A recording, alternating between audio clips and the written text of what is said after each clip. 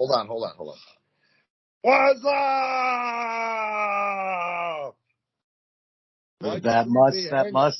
That mustache is front and center. Why did you leave me hanging? What do you mean? With the what's up? Oh, what's up?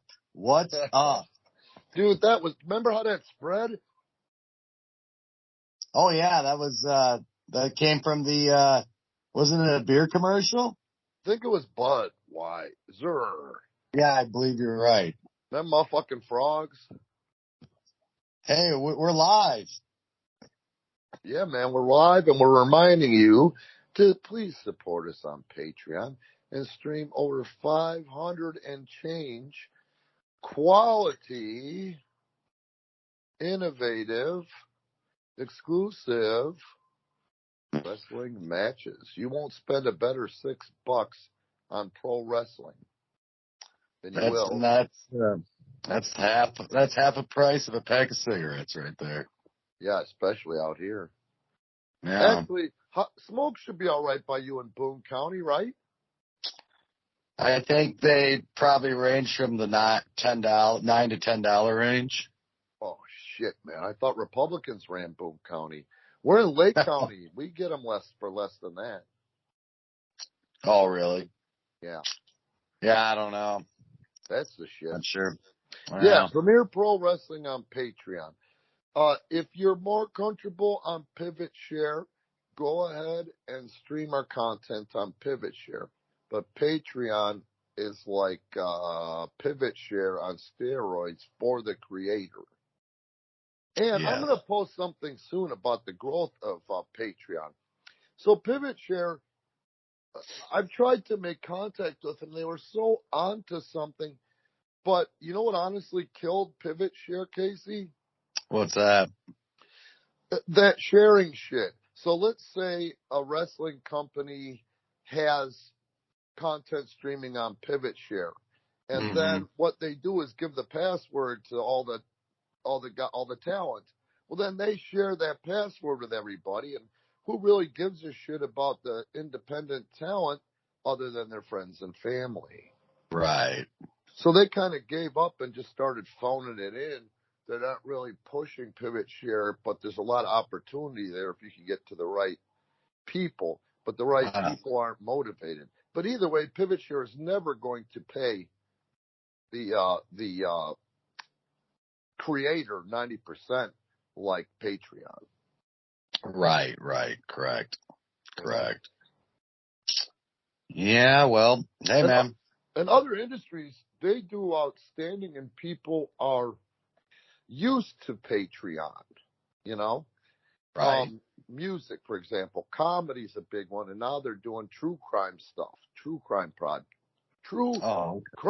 podcast. So true crime podcast. Yeah, we got to get the wrestling fans used to it, like everybody else is, and put out there you're not going to get fucked. You know, Patreon's not just some fly-by-night outfit. They've grown a shitload since 2016 when they were incepted to make up for who really fucks us is YouTube, but we need YouTube. Yeah, I was going to say, so 2016 was when Patreon first opened their doors, huh? I think even earlier than that, but that's when they really became a force. Okay. That's when they became globally known, their brand. I got you. Exactly. I got you. Yeah, man, that's, geez, like I said, if it's hard, they have a little foresight, I mean, as far as YouTube, I mean, there was a window there where there was some money to be made, in the mid 2000s, late 2000s? God. I don't know how they get away with it. There's lawsuits like, I used to be in the telemarketing fundraising business to business, Yeah. And when they opened it up so other phone companies could come in and do whatever the fuck with Bell, it was the Wild West like you've used before, where you were getting fucked beyond your wildest dreams as far as phone charges go. And it was a work moving forward to now. They're begging you to get a landline. Oh, yeah, I know, right? So that's eventually what's going to happen here and with streaming and all that. But to be honest with you, Vince, WWE, and I wouldn't be surprised if it came up, they couldn't serve up video and make 90% profit from their content for like Patreon. They would be better off financially being on Patreon. You think so? I know so. What they pay in hosting. That was a big thing, since, God, I don't know when, 2000 or maybe, about 2000. He started collecting libraries. The company started collecting libraries and content and had the idea of doing a network, Yeah. And at some point there, they were going to get in bed with Amazon because Amazon was the first real prominent streaming service, and they had the database, the software, etc. Mm. And then, of course, when you got two egomaniacs like Amazon and World Wrestling Entertainment, you can't come to terms. You know what I mean? And it's a good thing because now Amazon, that's an afterthought to them now. Oh, yeah. Man, yeah, no kidding. Amazon. I remember when Amazon just sold books. It's crazy. Yeah. Now they sell everything. But really, if they could secure the video on Patreon, WWE spends more than 10% for hosting. Now, everybody in the United States thinks, well, he sold to Peacock. Only in the United States. Yeah. He didn't sell his rights nationally. He still has a network. Right. Of course. He still operates that network. The other thing is, I would imagine that with everything I have, dude, like right now I have Paramount, I have Hulu, I have Amazon Prime, I have HBO, and I forget the other one now, Paramount. I got Peacock. Yeah, Peacock. The other thing about Patreon, for example, every one of those, and those are big money corporations that own and run those, the navigation is for shit on every one of them. Yeah. So that being said, when you stream and you're talking about 500 to 700 matches of our stuff on Patreon, it's so easy to navigate. Right. You know what I mean? Compared to that stuff. And that's an example. These companies haven't figured out the navigation yet perfectly, Yeah. Now Hulu fucks with you and they come under fire because they play advertising in your programs. But the one thing I'll say about them is they also put money in there where it automatically notifies you when the next and fresh episodes of your show are up. It puts it first to whatever the fuck on your keep watchings. The other ones don't do that, including Paramount and Peacock. Oh, really? Yep. Netflix has no ads, but it sounds like they're going to end up getting ads too. But Netflix on top of your paid subscription, they're still going to run ads. Yeah, they're going to say, okay, for the $19.95, right, get our shit with ads, but for $29.95, no ads. Right. Okay. And YouTube is currently saturating the market with ads. And now they're saying, and they're trying to sell and pimp hard there, and you've seen the ads yourself, for premium, no ads on YouTube. And I don't even know how the creator's going to get fucked on something like that, Right. But whatever, for now, they have the leverage. Remember, folks, kids, the golden rule always applies. The one with the gold rules regardless of contracts. Even if you have a written contract, a commitment, when you go to court, they will bleed you dry and win. Yeah. So pick your fights. Yep, you got to have money to make money sometimes. Yeah. The rich get richer, You got to have money to keep money, Yeah, sure. Yeah. So I stumbled upon something. First of all, where were you, Casey? Where'd you sleep over? Huh? Sleep over? You had a sleepover last night, Casey. A sleepover? What are you talking about? Oh, were you just out earlier? I thought you slept over at some woman's home. No. All right, I had errands to run. kids, that's what's called the old kayfabe right there. Yeah. I got up and I had to shovel snow. Oh, for just your Shovel family, or did you snow. do the neighbors and all that shit? No, well, I had to go over and do the school. Went over and did the school.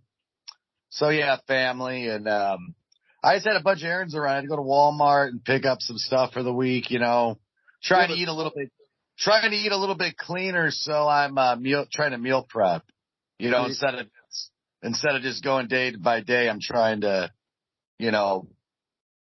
cook cook my food and then eat it throughout the week. So you can keep seeing your penis when you look down in the shower. I get you. That's I'll tell you, man, that's a good feeling. I need all the help I can get. What's that?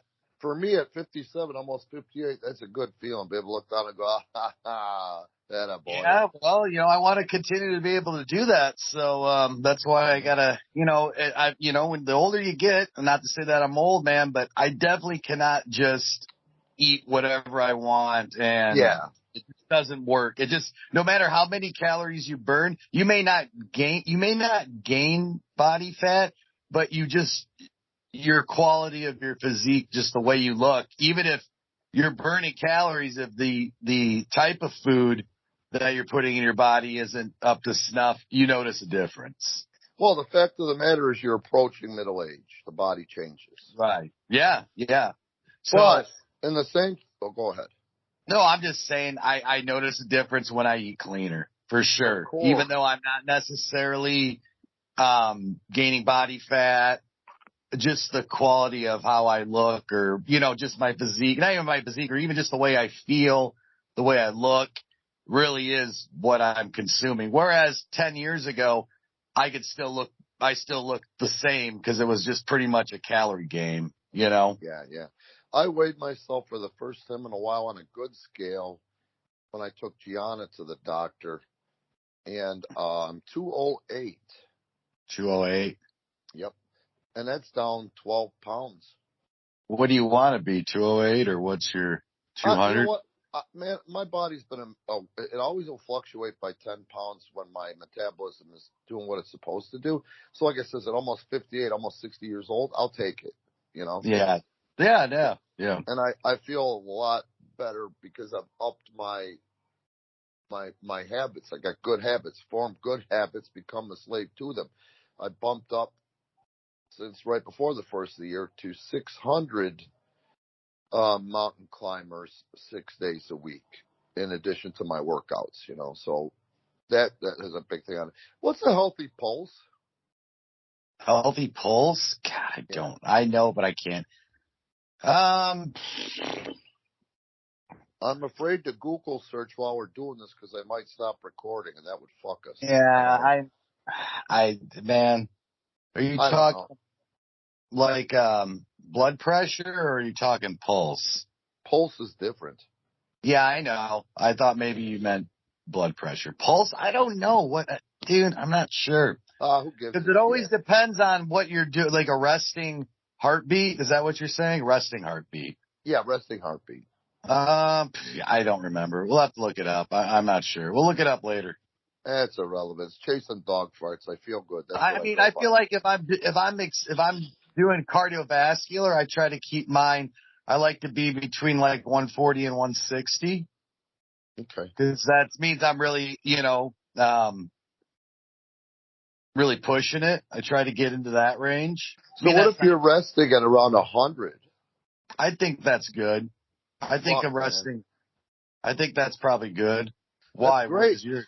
Well, the reason I asked this is because, they got these new machines. But anyway, this machine, we were waiting, and I get bored. I'm still like a fucking kid. I'm like, man, what the fuck, man? Oh, I'm bored. Oh, I can't sit down. I'll fall asleep. Oh, man, I'm bored. So I started fucking with the machine. Yeah. They had like temperature and motherfucking blood pressure cuff. Now, I knew I couldn't tackle that cuff, but I started fucking with the touch screen, and I put the pulse ox on. And my shit for like 3 minutes was fluctuating between 92 and 100. Yeah, that's about that's about normal, I think. Well, I'll tell you, it's pretty good for a 58-year-old prick, you know? Yeah, I think that's probably right where you want to be. Yeah, that's good. I'll take it.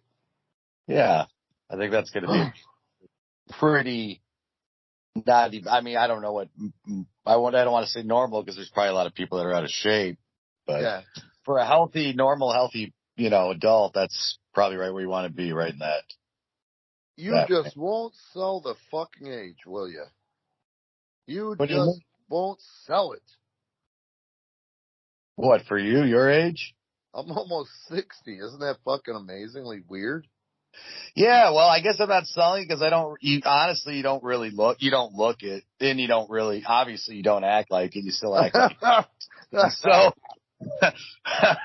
but no, I just don't ever, you're right, yeah, but you know what, you said it though, it's creating good habits, routine is king, I've noticed that, another thing, the older I get, man, it used to be easier for me to break routine and just kind of be, I'm just as far as your eating and your conditioning and stuff, man, if you take a couple weeks off, man, it's a lot harder to bounce back. Not necessarily harder to bounce back, but you notice the difference, I feel like.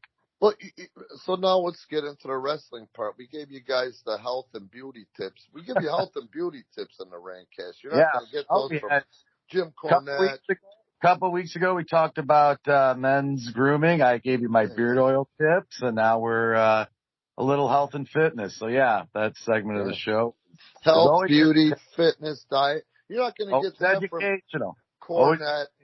You're not going to get that from Briscoe and Bradshaw. You're not going to get that from Grill and JR. And if you listen to Eric Bischoff, fuck it. You may as well not even listen to our shit. If you listen to Eric and not goof on him. If you take Bischoff serious, you probably aren't going to like this Randcast.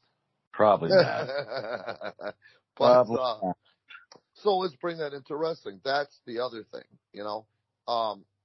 I'm just losing my mind, but I'm not losing my mind, but I could lose my mind. I'm working hard to not lose my mind, to stay patient with even some of our students that don't get it. You don't say, I love wrestling, and then come to me and expect to get your participation trophy. That's not going to happen.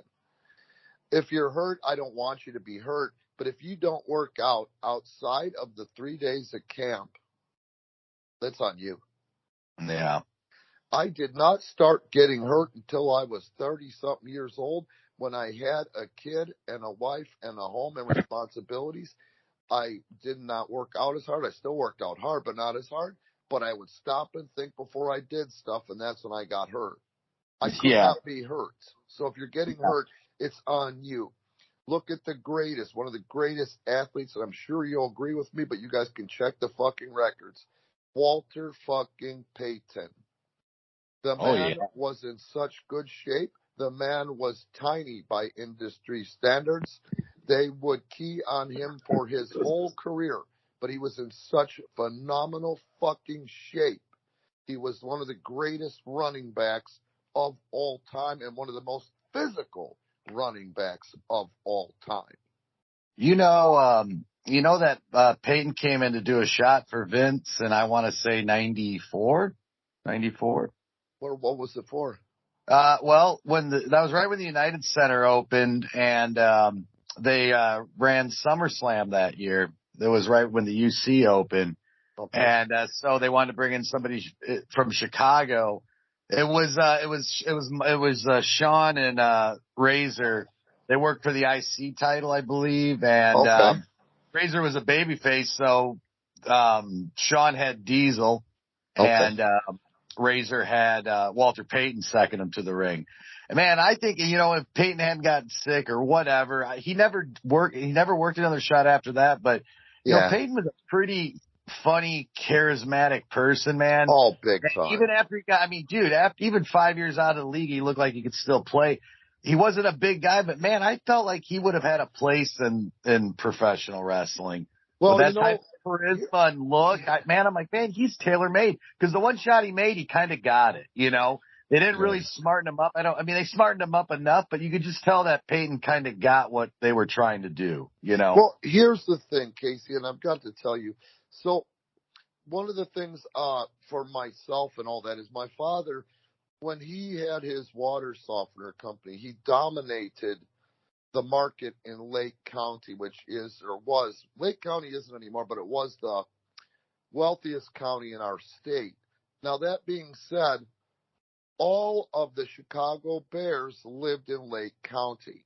My father sold most of the players' units, including the fridge, including Walter, including Mike Singletary, okay? Mama's boy Otis. But that being said, every time they moved, they would stick with him because he treated him right. So he knew Walter for, 25 years, and he knows a different Walter by going into his home and selling him the unit, and then going to the home to supervise the selling of the unit, because while that's getting done, that's when they get to know each other. You see? I know I probably never told you that. So my father would also be involved with the Home Builders Association, which was like a union of all kind of builders. Anybody that put anything in a home, there was a Home Builders Association. The Home Builders Association were huge sponsors of the Chicago Bears, but the biggest thing they donated to was the Brian Piccolo Foundation. Okay. So they would have these big, expensive, everybody who has ever been anybody in Chicago, and explicitly Chicago Bears, including Buffon, Butkus, would go to the Piccolo dinners. Mm-hmm. And it was good business. Everybody thrived from that business. It's probably how my father ended up selling so many of those guys so many units over the years, So my mom, she didn't know shit from Shinola. She was just a housewife. And she was so funny because she came back and she's like, "Oh, I met this beautiful black man who played for the Bears. I don't know his name, but he was so nice to me, and he was so fun, and he wasn't inappropriate or any of that, And this is in the mid-'70s, where middle-class white women were like, every black man wants to violate you. You know what I mean? Yeah. And I'm like, who's the guy? And she's telling me, and this is before he had made his chops. And I go, Mom, that was Walter fucking Payton. Yeah. And then it would go on that she'd see him another year, and they'd remember. And he was always going out of his way to say hello to my parents, Yeah. Like he didn't have to fucking do that, But that being said, she said, "Oh, they really lie about the size of these players." I go, "What do you mean?" She goes, "Well, I'm 5'7", and I'm taller than he is." What? I mean, dude, Peyton was, dude. I mean, Peyton wasn't shorter than 5'7". Well, she said, okay, let's say she said I had heels on, but he's shorter than I am. Yeah. So I would remember that and not bust on Peyton. I'd say, how, man, remember when they used to double team him and then they ended up triple teaming him and they could not stop that motherfucker. That guy's stiff arm. 300-pounders would just fly off that guy's stiff arm. And the point I'm trying to make is that is how you kids, if you prospective wrestlers are calling yourselves wrestlers, can't grasp the training regiment of a Walter Payton, you're not a wrestler. Right. Of course. And that helped form my years, even before they had the video and the vignette. Right. Like I said, when I was a kid, I wasn't big, but at 14 years old, I joined the football team, and I wish I would have started earlier, but I didn't. But that being said, during double sessions, I would do 2.5 miles to the first session, 2.5 miles back, and then do it again the second time in the day on top of 2 practices. And in record time, I became the fastest guy on the football team at the 100-yard dash. I have twisted hips, knocked knees, flat feet, and I'm pigeon-toed. That's not supposed to happen, brother. Right. So that's what I'm saying to you guys. So, come on. Stop. You sell more outside the ring than you do inside the ring. Yeah. And that's not right. And don't expect me to do something with you. You're crippled last week, but you're fine this week. Yeah, like I said, just a different mentality from a lot of people today's generation. Like when I broke in, when you broke in, or even you were just glad to be there. Like you didn't expect, you were just happy to be in the business. You didn't expect anything to be given to you. You were just hoping, you would just hang on, just hoping someone would throw you a bone. How many times? Or show you something, or, like it was just different mentality. You weren't, entitled to shit. No. But the guys with that work ethic are the guys that are on top for Vince today. Yeah. And absolutely. you know who's a hard worker? And I've been doing a little sneaking into it because the internet right now seems to be torn, and the indie tards seem to be torn between wanting to hate on Logan Paul but being gay for his moveset. And I think that's what they all are. Like, oh, he's not a wrestler, Oh, but that was cool. Did you see the fucking double clothesline from the top? So they're really fucked up about Logan Paul. Well, I did some fucking checking into it. And I'm like, that kid, before I said it, went out and said it to our guys, they have no fucking clue how hard that motherfucker trains. Right. Oh, yeah, dude. And he is I only assume, the guy's a boxer, too.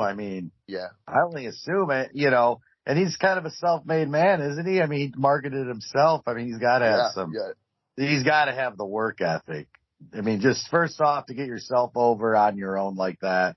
Yep. And then, be able to, I think he boxed. That's probably the most intense training for anything you could ever do is to, or if you're a top, I can't speak for what he's done, but if you're a top prize fighter, that's the most intense training. Well, let's just say you're a known prize fighter, that's right. Enough, Now, Vince gave him a ring or put a ring down there.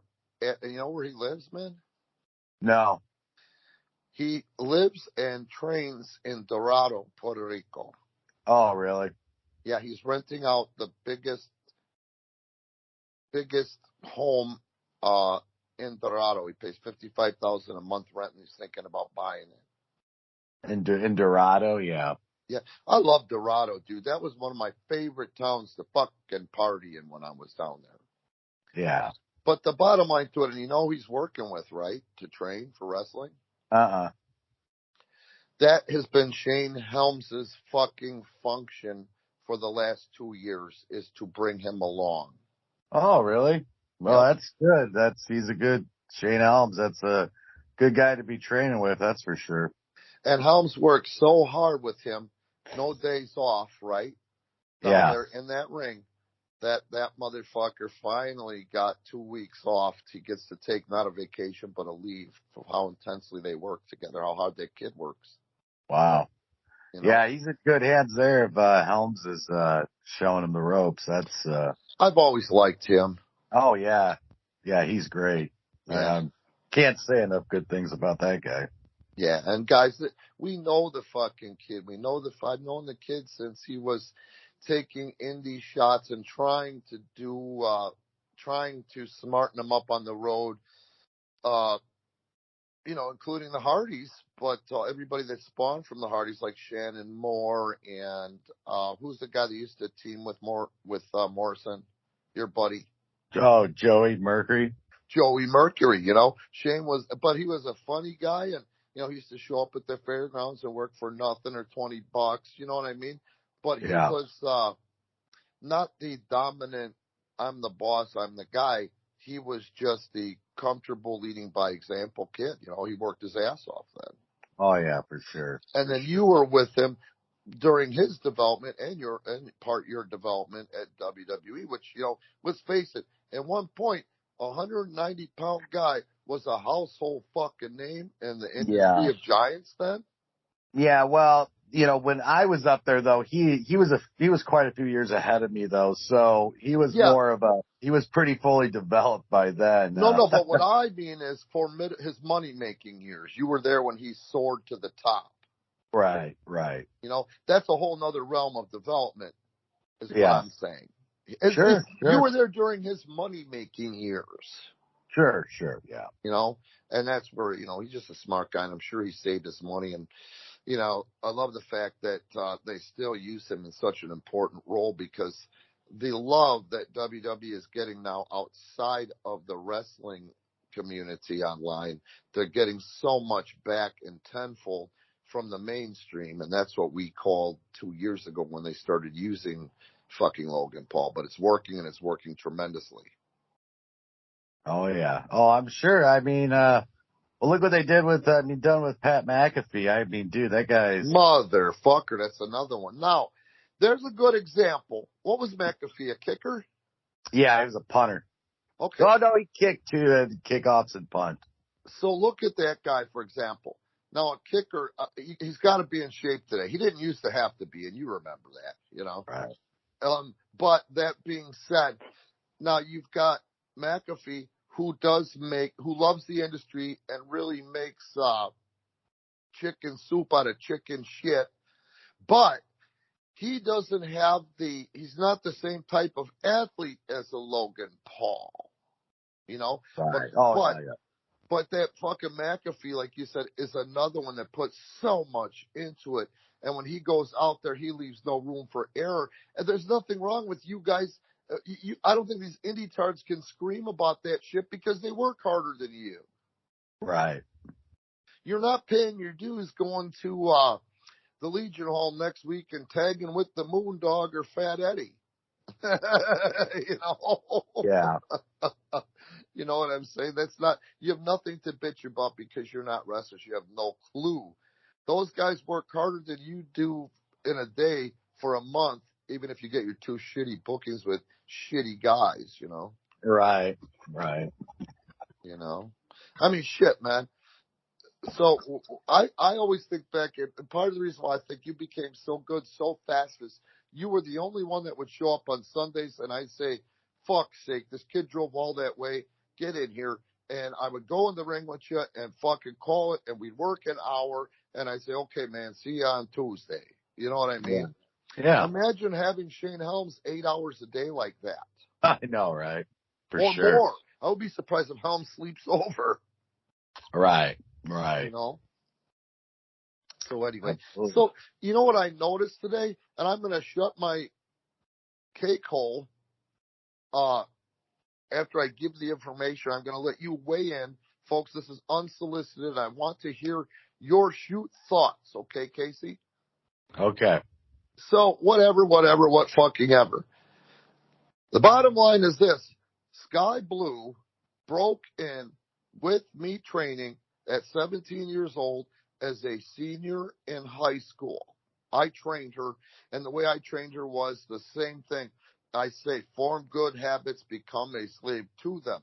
I could have hot-shotted her right away and drawn a few more people, just because there's gross pigs out there that like chicks on the card for their reasons. But I never wanted to build her that way. I said, Yeah. I want you to get over because you work, and I want you to work like a dude, but you look like you look. That's what I want, Mm-hmm. Then another kid shows up, and I swear to God, this isn't me being funny or silly or anything. This was for my thing in the peak of the smartening up about tolerance or whatever that shit is today with my awokeness, The kid shows up, and I swear to God, I thought he was gay, Yeah. Now, I wasn't judging him or saying anything. I was worried about the fact that we always say penis this, penis that. Abraham hit me with his wiffle ball bat. You know what I mean? So I took him aside after the 3rd or 4th training session. They broke in about the same time. And I said, hey, man, I want you to know something. If you're gay, we accept you. And anything we say around here isn't meant to offend anybody. I'm hoping you can build up a thick skin to it, because it's probably not going to stop, but that's the wrestling industry. A lot of gay jokes, Right. And he's like, I'm not gay. And I'm like, no, it's okay, man. I mean, really, we accept you either way. One of my daughters is bi. I get it. I'm not intolerant of that. I just want to make sure you're not easily offended. And no, it's not personal. He goes, dude, why does everyone think I'm gay? And I'm like, You're not? He's like, no, I'm not gay. I goes, I guess now that I think about it, I mean, I'm effeminate. I was raised by my mother and my grandmother. My dad wasn't around. Maybe I'm effeminate. And I'm like, oh, motherfucker. Okay. So this kid, he looked like he had bow legs because of the way he walked and ran, you know? And then I realized, what the fuck's on your feet? And he's like, these are my gym shoes. And I'm like, look at those fucking shoes, dude. I had a 75 Nova with a broken fucking spring, and we used to call it dog tracking. Both of your shoes are fucking dog tracking. Yeah, I don't like to spend on shoes. Mother, get some fucking shoes, and all of a sudden he can stand erect, you know? Yeah. But anyway, he was green, she was green, but the one thing that they could do, I could take them both and do something with them because they were young and they had good attitudes and they listened. He was not athletic, but he's a natural born entertainer, you know? Right. And she couldn't make a peep when I met her. She wouldn't make a peep, but I had to really pull that out of her heart, and I pulled the best out of both of them. But where I would get them, man, was the simple promos in between, Casey, and the fact that between a man and a woman, but I realized how to do it. You couldn't go out there and put her with Rockstar Rosie or Marcus the Science Smith to get anything out of it. But for 2 years, our most watched shit was the storyline I had going between Connor Core and Skye Blue. And the finishes had a lot to do with that because I had to leave the door open. Right. And I was like, we'll just see how long we can put this work and fuck it, you know? So anyway, back to what I was saying. I realized today that Skye Blue has more views on my YouTube channel than AEW's. Okay. That's what I want you to react to. Natural, unsolicited reaction. Well, how long has the content on your page been up for? Well, let's say, you know what, about the same amount of time. I don't know. There might be a couple years difference in there, but don't forget, I'm not on TNT. Right. Well, I mean, that just tells me there's some, I don't know the particulars because I wasn't around, but it just, for face value, it just tells me that there's something there that the people want to see, you know? Yes. And that's what I'm trying to say. At the end of the day, it's how she's booked, and that's what AEW doesn't get. That's why you should come and train with us. That's the difference. Right. If you're a blank canvas, and the other thing about Skye Blue is she's depreciated because of the fact that she became, in her mind, some sort of fucking name or too big for her britches. Correct. Yeah. Now, who is Vince going to see? Who is Vince going to notice more? And believe me, they're not hiring any. I can't think of anyone that wasn't there before that they've hired from any other company that may have television, meaning Impact and AEW and ROH. They hire from the internet, and they like the people that don't have indie habits. You see what I'm saying? Who is Vince more apt to notice? Hammered shit on these other outlets, and I'm talking about AEW, or a diamond in the rough from our YouTube channel. Of course. They're always looking for that. That's where they're looking, you know? That's what I'm trying to say. So if you guys are looking to train, if you girls are looking to train, you're not going to get a better spot than us. Yeah, absolutely. And the biggest part about that is your training. You can pay the boss and whatever and not be able to take bumps in his unsafe ring, or take the bumps in his unsafe ring when he's there.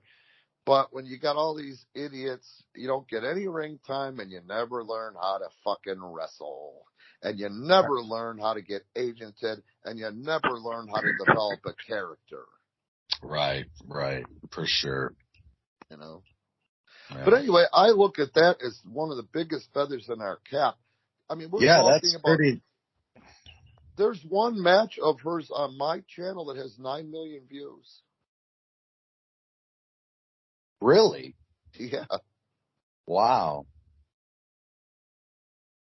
Sorry. I'm listening. Isn't that great, though? That's unbelievable. Yeah, so that's what's going to keep me going. And you guys can say what you want. Like, I can hear them saying it, even Smithers, Mr. Burns. Yes, there's a lot of preverts out there that like to whack up to Skye's footage. Well, why aren't they whacking to the AEW footage then? It's a fine mess you got us into this time, Smithers. Yeah. But you understand what I'm saying? Like, why don't they whack off to that? You understand what I mean? Yeah, I know. But I knew what I knew then. I knew how limited the other kid was, but I knew what his strong suits were.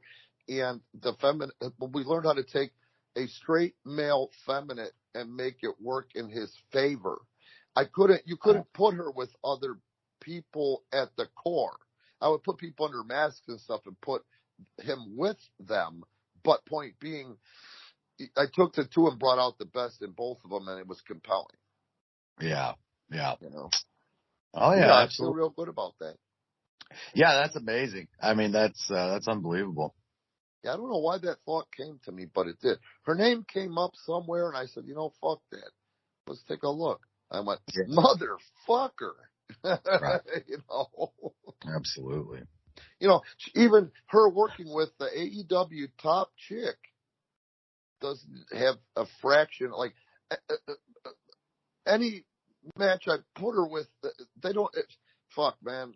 Almost every match on my YouTube channel has more traction than with Skye with their top bitch, Dr. Britt, whatever the fucks. Oh, really? Yeah, sure. Okay. So what does it tell you, Yeah. And, and the promos were good. They were short and they weren't overproduced. No, yeah, then that's what you got to do. You got to keep it simple. You got to keep it short, simple. I just think, that's you got to upplay people's strengths and downplay their weaknesses, especially when they're just starting. That's really important. People forget that sometimes. But I'll tell you, even though we're by current standards, quote unquote, hard up, I would not take her back unless I knew that she emotionally matured enough to get back to that blank canvas that would listen. Yeah. Even today, dude, she said I'd come in for you Saturday for free. I'd say, no, we got to sort some things out first. And the way we're going to do that is you come to camp every day for a month, and we'll see if you're real or if you're Eddie Haskell and me, because I will not fuck up the rest of the guys with crazy anymore, Right. Yeah. No Eddie Haskell. No. Eddie Haskelling. and it's kind of a shame because she really did have potential. Yeah. Well, hey, you never know. It's a wrestling business. See what happens. Nah, she just, she's been gone as long as she was with me, and she's only regressed, Uh-huh. Her work is shit. She can't wrestle. She's still doing the same shit she was doing for me. And, if you're on a TV show, even if she's on their television once a month, you can't do the same shit. Yeah. Or if you got something that's really stands out, you can do that. But you better change how you get into it and how you get out of it. She can't do that. Yeah. And there's no degree of reality there. No ground game. Every match I watch with WWE, any brand, including NXT, those motherfuckers start wrestling. They start by wrestling. Oh, sure. Sure, yeah. You gotta wrestle. You remember when I made that call 2 years ago and told the guys, mark my motherfucking words, everybody here is going to have to know how to wrestle because that's what we do again. Right, yeah. Yep. Stuff gets recycled and what's old is new again. It's just a constant, it's usually the pattern. That's how it goes. That's what I'm saying, baby. So, yeah, just got to be patient. Got to really lead by example and show some fucking balls, and that's what we're doing. Now, you didn't see it, but it's going up this week. The best match we had this weekend was Friday night, the 6-man tag that went 50 minutes, man. Oh, okay. I heard. Yeah, that's going up. That'll go up on YouTube this week. Jesse and fucking Vine was really good. It was nice to have Vine back. Yes, we had shitty weather, but again, and I said it, and then I'm not saying this as a dig on Matt Vine at all, because I don't mean it as so, but I want him to notice it as well. I've told you guys, and I've told you, Casey, in private, and I've said it on this on this Randcast podcast, that the 20 to 30 likes on posts don't equate into fucking any money. And Vince knows what equates into money and what doesn't equate into money. He didn't move the needle whatsoever with the live attendance. You know, we had shitty weather, but it still should have drawn. But he was thinking, and he even said, he wasn't saying it like a punk. He was not being a punk, and I think you were there. What do you mean? This one said they're going to be there, and they haven't been there since I left. And that one said this, and that one said the other thing. Them motherfuckers didn't show. Yeah, I didn't hear that. What happened now? The bottom line to it is this: these smarts, these internet wrestling community idiots from Chicago that think they're king shit in this internet wrestling community's society or cult. Yeah. They don't equate into any revenue. They're no good for the business. Oh, sure, yeah. Yeah. They don't buy shirts. They don't stream content. They that's are the ones not that the are market. posting on Facebook. How do I get the pay-per-view for free? They're sharing each other's names, and one buys the network. You know what I mean? Yeah. Yeah, that's not the market you want to cater to, that's for sure. Exactly. And that's what's wrong with the Chicago area is these idiots' mindset, and the Indies, period, but specifically the Chicago area is, yeah, man, everybody says I'm good. 30 to 50 people that don't fucking come to see you, that don't fucking pay a dime, that aren't wearing your T-shirt. Yeah. It's the 30 to 50. Yeah, but they get this fucking false sense of shit, and then all of a sudden they open their big fucking mouth and nobody wants to touch you, especially me or you, you know? Right, yeah. Well, hey, man, they're not smart enough to see through that. Well, then that's why they are where they are. Yeah.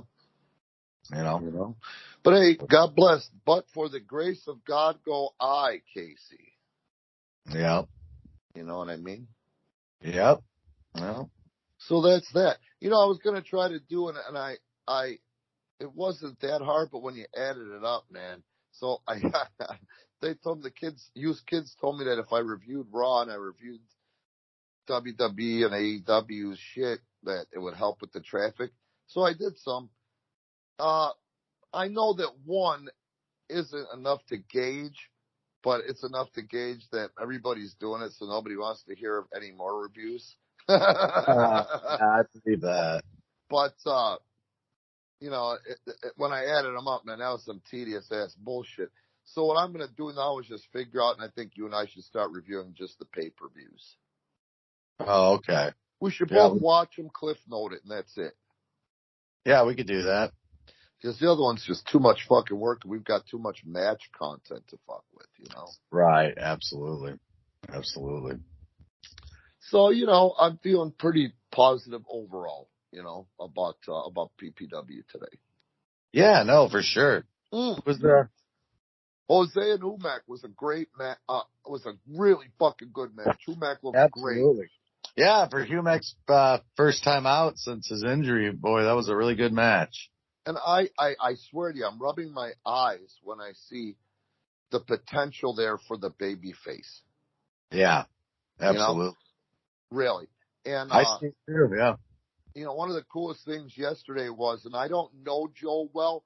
Joe is a smart guy, but Joe's a Chicago guy and not a Chicago indie guy. We're talking about the city of Chicago guy. He holds things close to the vest until he knows you. That's how we really are in Chicago. We're street smart to an extent, you know? Right. So, little things he'll do like this. We had a 160-pound guy struggling with his flip bumps when he was tired. Yeah. Joe, unsolicited at 350 pounds, gets up there and says, relax. It's not this, it's that. Did you see those handstand bumps that big motherfucker was taking? No, I didn't. I did not. It was like watching a fucking cruiserweight. Wow. And I say, I didn't know you could do that shit, motherfucker. So that's pretty impressive. We've got another big guy that I'll talk about later that's returning. I mean, a fucking Humac-sized guy. Yeah. That's learned a lot currently, where he's been at working with someone that's currently an agent for WWE. He's coming back to Chicago to focus on working with us after that experience. Oh, okay. So that, if and when that happens, I take this guy at his word. I've known him a long time, but we'll see what happens, Yeah. Because, I've heard it all and seen it all, but that'll be a nice addition. You know what I mean? Yeah. Yeah. I mean, everybody was good, but the point I'm trying to make is the real standout bullshit. Brandon fucking Campbell. Brandon is a fucking savant. Yeah, he's doing a really great job. Yeah. They're all doing good, but I'm talking about standouts, this weekend. Yep. This weekend. Yep. Absolutely.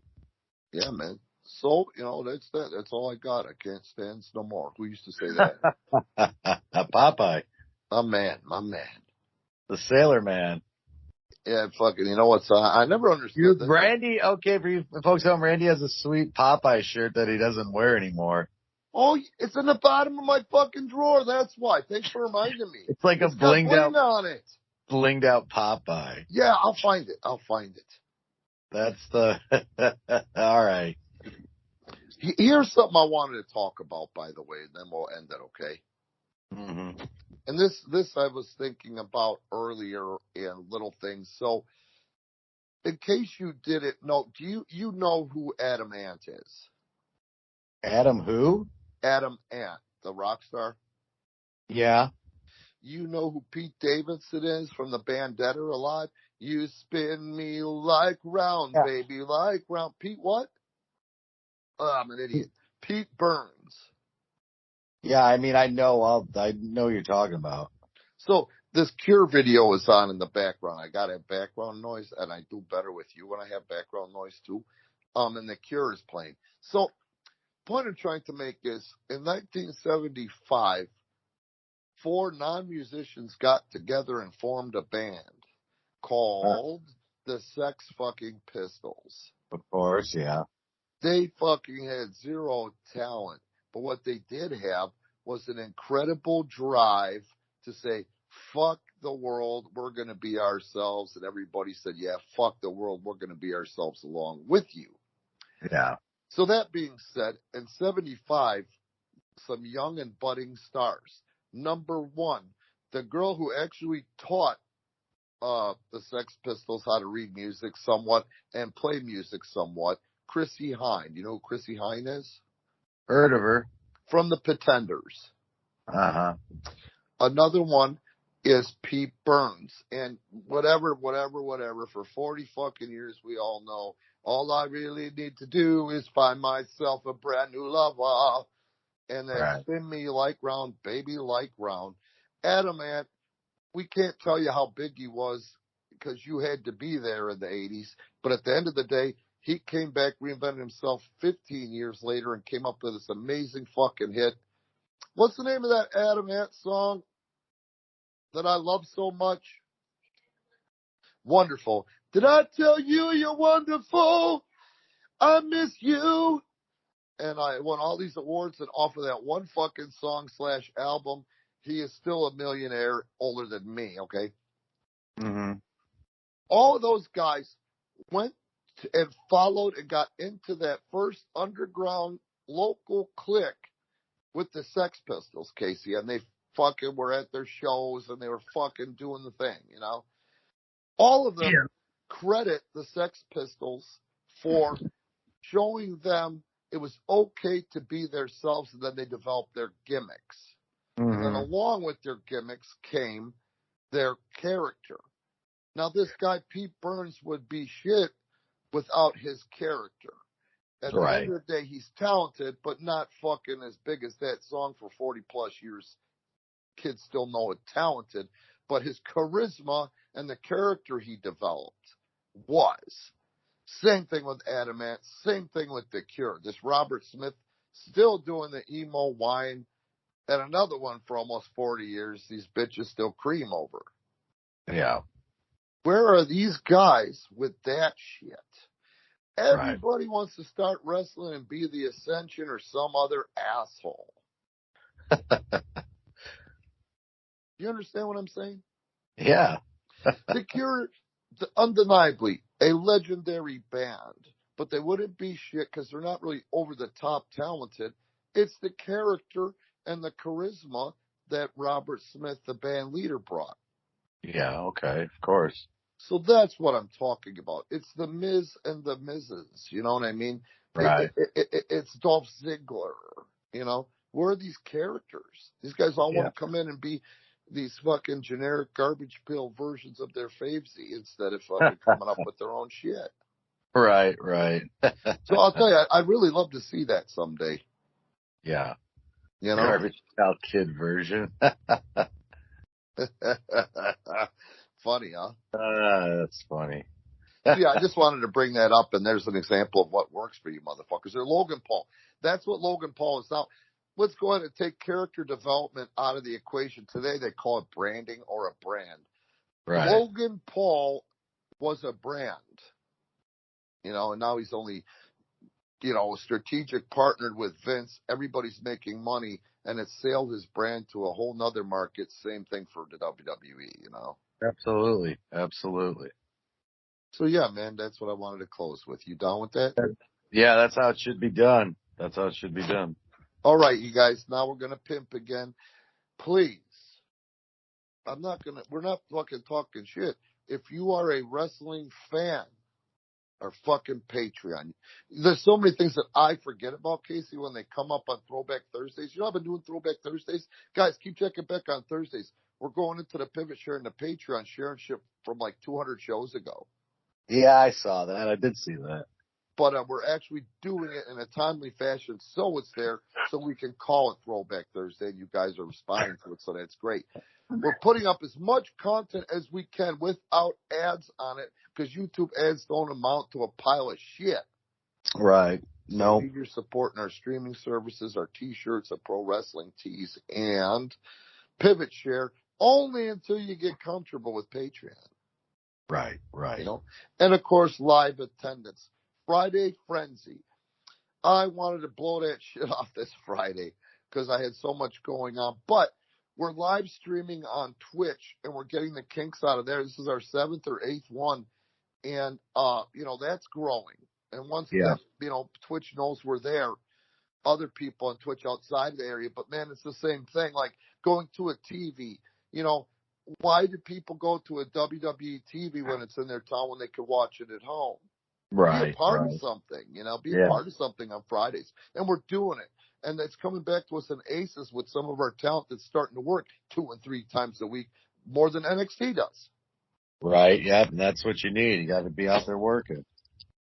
And then Saturday nights, if you could be at the studio, you're in Chicagoland. We are in Chicagoland.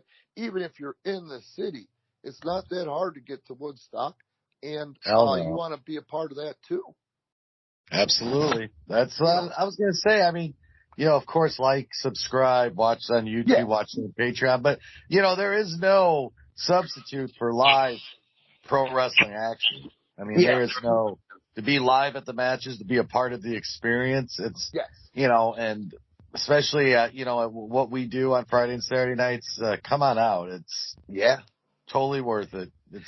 You'll have a good time. Bring the kids. You'll have a good time. And you'll enjoy it, and you enjoy watching the content. But actually being there and feeling the content with, or what we're doing with, and the guys are doing with your senses is a whole nother ballgame. You know, the professionals, meaning psychiatric, mental, and emotional experts, what we do is an outstanding outlet for everybody. Sure, absolutely. You know, for your mental too, no matter what age, and we don't go over the top with stupid shit. Right. You know, we're about as harsh as the Simpsons, teetering on South Park, but we never step over into Cartman land. Right, of course. You know what I mean? All right, man. That's it. Thanks for listening. Hey, I'll see you Wednesday.